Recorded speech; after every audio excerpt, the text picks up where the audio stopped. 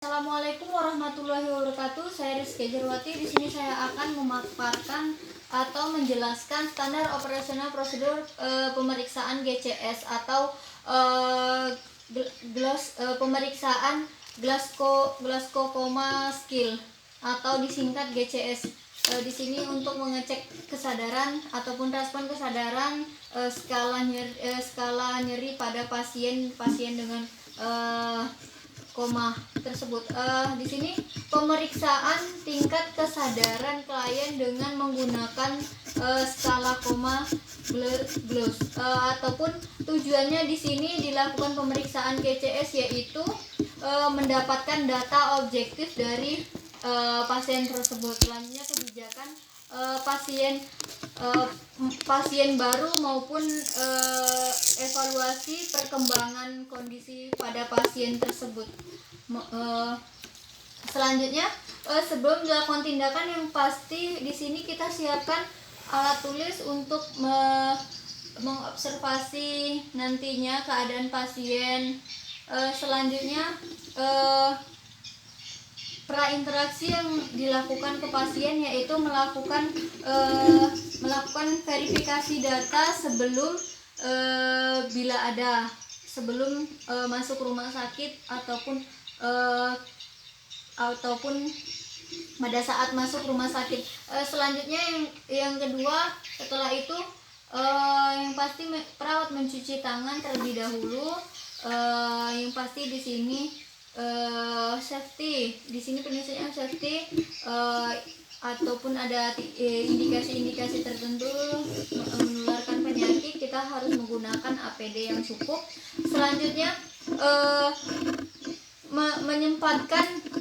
menempatkan alat di dekat pasien dengan benar. Selanjutnya tahap orientasi yang kita lakukan di sini yaitu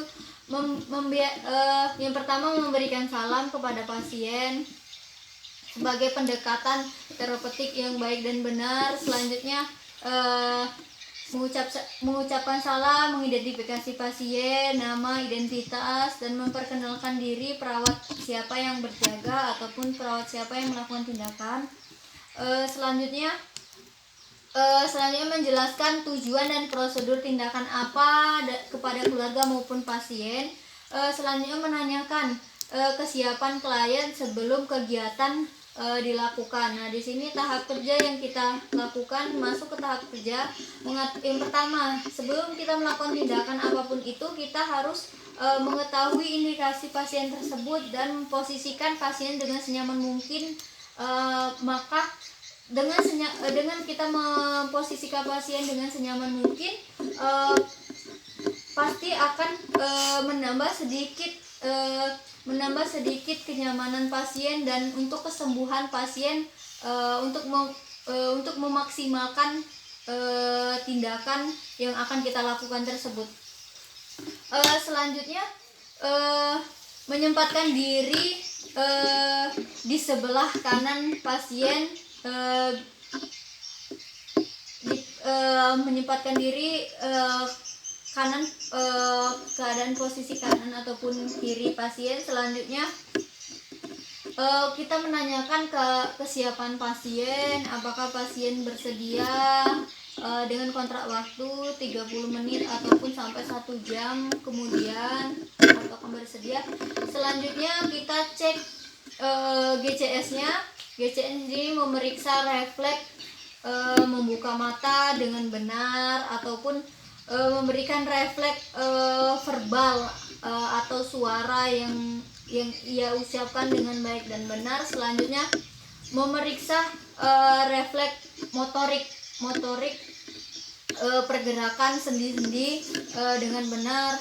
Selanjutnya menilai hasil pemeriksaan tersebut. Setelah dilakukan pemeriksaan GCS tersebut, kita nilai seberapa kategori yang baik dan benar. Selanjutnya di sini tahap terminasi ataupun tahap setelah dilakukan tindakan. Yang pertama melakukan evaluasi tindakan, evaluasi yang sudah dilakukan di awal. Selanjutnya berpamitan dengan klien dan mengucapkan terima kasih atas kerjasamanya pada saat pelaksanaan tindakan tindakan yang dilakukan perawat dengan baik dan benar. Selanjutnya perawat yang pasti membereskan alat, ataupun memposisikan pasien dengan semula, dengan senyaman mungkin, dan pembersihan alat-alat tersebut. Selanjutnya perawat membuka sampiran dan mencuci tangan, dan membereskan alatnya. Selanjutnya di sini setelah kegiatan sudah selesai dan mengucapkan salam kepada pasien, meminta izin untuk berpamitan, selanjutnya tugas perawat di sini mengobservasi ataupun mengevaluasi dan mencatat kegiatan dalam lembar catatan perawat untuk laporan tertulis bahwa perawat sudah melakukan dan pasien menerima ataupun menjalankan kewajibannya sebagai pasien, dan perawat melakukan tindakan sebagai perawat yang baik dan profesional. Dilakukannya observasi, tanggal identitas, dan tindakan apa saja yang dilakukan tadi. Selanjutnya di sini tadi standar operasional prosedur tahap-tahap yang digunakan, dan di sini saya akan menjelaskan lagi lebih perinci tentang GCS dengan penilaiannya. Terdapat nilai-nilai seberapa yang dicek, yaitu motoriknya berapa. Di sini ada kategori nilainya. Selanjutnya verbalnya berapa, dengan komunikasinya baik atau benar tidak. Selanjutnya gerakan refleks membuka mata ataupun dengan kedipan ataupun bagaimana. Selanjutnya saya jelaskan terlebih dahulu. Nah, di sini saya tadi sudah menjelaskan, sudah mengatakan terlebih dahulu. Saya akan menjelaskan skala koma glow ini ataupun GCS. Nah, di sini ada penilaiannya. Yang pertama, membuka mata ataupun refleks S-nya. Di sini spontan itu nilainya 4. Jadi ketika pasien kita lakukan kita mengucapkan sesuatu, kita menginstruksikan kepada pasien untuk membuka mata, pasien refleks untuk spontan membuka mata, berarti nilainya 4. Apabila dengan perintah itu 3, spontan tidak kita suruh, tapi dia membuka mata langsung pada saat kita berbicara, itu nilainya 4. Ketika kita dengan perintah atau menyuruh, itu 3. Selanjutnya dengan rangsangan nyeri, ketika dengan rangsangan nyeri dia baru membuka mata, berarti poinnya 2. Nah, di sini tidak merespon. Kita sudah rangsang nyeri, kita sudah menyentuh, ataupun kita sudah untuk menginstruksikan atau memberikan perintah untuk membuka mata, dia tidak membuka mata ataupun tidak merespon, berarti nilainya 1. Nah, selanjutnya di sini refleks verbal itu ataupun cara bicaranya bagaimana. Yang pertama, berorientasi ini yaitu dia berbicara dengan baik. Pada saat kita melakukan pembicaraan dan pertanyaan, dia dengan spontan untuk menjawab, dan jawabannya cukup membuat kita tidak bingung, yaitu 5. Poinnya 5. Selanjutnya bicara membingungkan, dia menjawab jawaban kita tapi membingungkan, tidak sesuai dengan apa yang kita ajukan pertanyaan dan menjawabnya. Itu poinnya 4. Selanjutnya kata-kata tidak tepat. Nah, kata-kata tidak tepat ini hampir sama. Kita mengajukan pertanyaan A tapi dia jawabnya dengan B dan semacamnya, agak lebih membingungkan.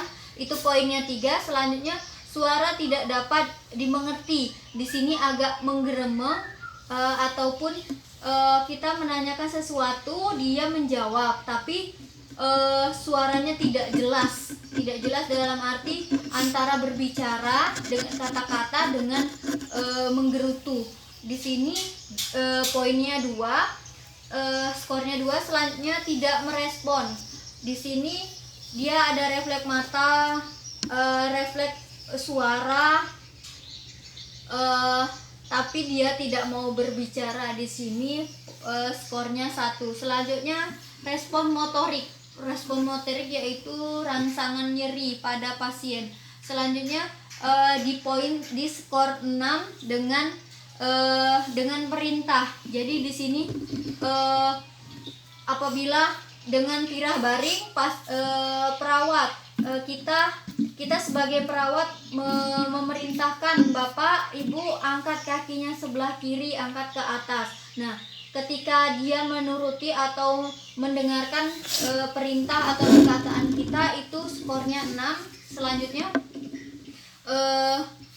Selanjutnya